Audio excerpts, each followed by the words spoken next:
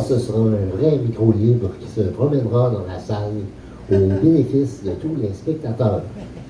Alors, maintenant, qui vais-je appeler au micro? Je crois que je vais appeler mon amie, la lumineuse Cristal Racine. Donne-moi un applaudissement pour Cristal Racine.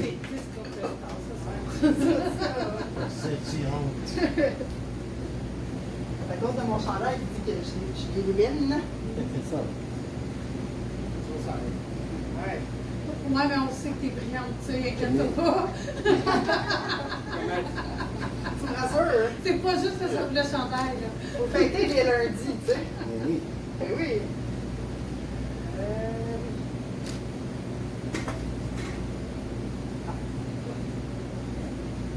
La fuite en colimaçon. Dur quotidien dans un logement en décrépitude. Avec la vermine grouillante dans les murs d'amiante, l'être adaptable chante sa liberté en guise d'accalmie. Les yeux dans les yeux, nous avançons aujourd'hui. Les amoureux en tandem se propulsent sur le pont Jacques-Cartier. Les plus solitaires traversent les rivières en kayak. Malgré les os qui craquent, les muscles endoloris, la chaleur accablante, la santé mentale précaire, nous profitons de l'été. Les petites communautés bienveillantes se protègent de la toxicité des villes. Les zombies de Montréal engourdissent leur mal à l'âme dans un tourbillon de festivals. Connaître l'équilibre des forces et faiblesses sur la balance de l'existence. Les instincts ne doivent pas se rendre aux extrêmes. Les déménagements épuisants amènent néanmoins un vent de changement. Nous cultivons l'art d'embellir le monde, nous décorons, accrochons des œuvres, remplissons notre bibliothèque, affinons notre langage, exprimons la qualité de nos défauts. Je n'ai pas fini. Il est intéressant de regarder l'envers de la médaille, le contraire d'une idée. Le comble de l'orgueil est de dire que je suis humble. Quelle attitude adopter pour devenir une version améliorée de moi-même? Dans un monde capitaliste, on se cache derrière l'image et le matériel, un faux moi, coupé des relations authentiques. Nous n'y trouverons que l'insatisfaction et le désespoir.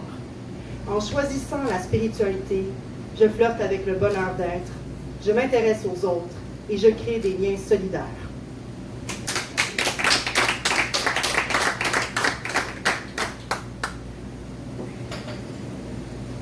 Croire ou ne pas croire?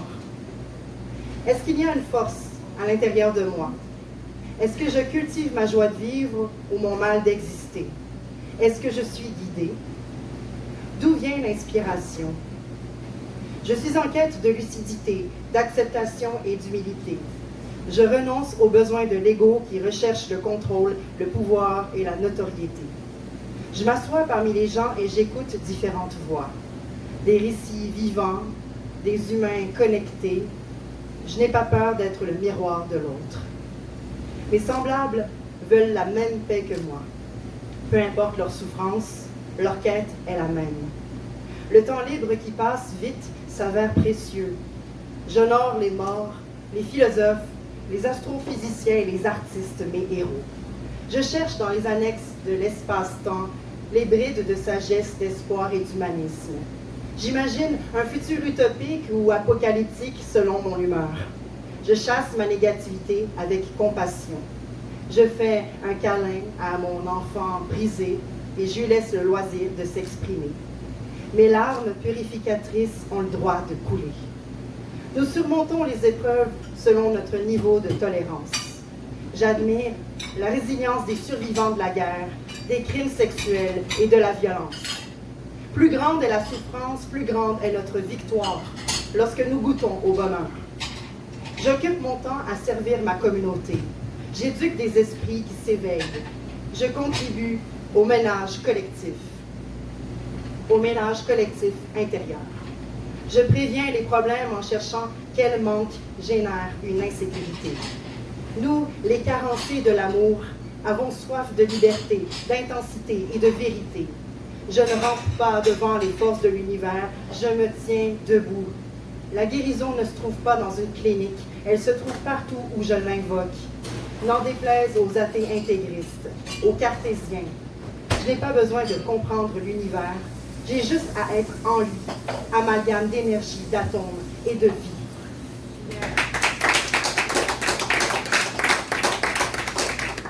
Les insurgés crient à l'aide et l'aide leur arrive par des synchronicités inexpliquées. J'admire leur vulnérabilité dévoilée, les tremblements de leur voix qui osent dire la difficulté, la fragilité et l'envie de changement. Et puis après, c'est ce qui se passe à l'intérieur de nous qui fait la différence.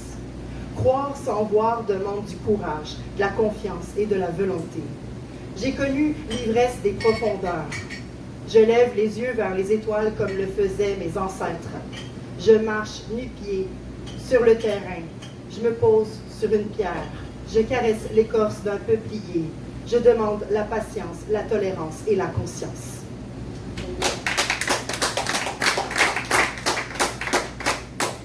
Ça, c'est le texte que je viens juste de vous lire, je l'ai écrit ce matin. Puis ce texte-là, je l'ai écrit juste avant de venir ici. Fait c'est vraiment du produit frais, frais, frais. Là. Oh, ouais. La distance entre les mots, l'espace du silence, la respiration du texte, la microseconde d'une pensée. Chaque fois que j'écris, je ressens l'urgence d'enchaîner les syllabes, les voyelles et les consonnes dans une course effrénée. Je n'ai pas une minute à perdre de réflexion, d'analyse suggestive, de retenue sous-jacente. C'est dans cette précipitation que je crache le venin qui m'accable, que j'accouche du texte, que j'évite l'autocensure. J'ai horreur de retravailler mes textes, d'achurer des brides de pensées manuscrites. J'ai le dédain de taper au clavier. Je déteste les correcteurs automatiques qui me suggèrent quoi écrire après une touche. Yeah. C'est dans mes journaux anti-intimes que je me permets la plus grande liberté. Les mots noircis au charpie se figent sur les lignes d'un carnet semblable à des formules magiques dans un grimoire de sorcière. Ma relecture n'y change rien. Je m'avance au micro ouvert, tenant à la main le même message brut, et je lui prête ma voix pour que résonne le son des idées coagulantes. Nous aussi, mais aussi pour que la distance entre les mots devienne un échange de regards francs. J'apprivoise le public, sa critique, son scepticisme, et je renonce à la peur de ne pas être à la hauteur. J'ai le choix de me taire ou de me dire « Je crois en la puissance de la parole et en la magie des mots portés par l'éloquence de la narration, qui, au-delà de la qualité de la diction, libère l'émotion. » Je félicite les orateurs, les troubadours de la modernité, d'avoir l'audace de fouler la scène des cabarets de poésie, où textes dramatiques ou comiques s'entrechoquent, provoquent et évoquent. Peu à peu, la distance se réduit et une proximité apparaît entre les poètes et ceux qui les écoutent, qui les comprennent et qui sont sensibles à leurs métaphores. Plus rien ne les sépare, pas même une virgule. Ils en viennent même à juxtaposer leurs thématiques, à réfléchir ensemble, à partager une même conscience universelle.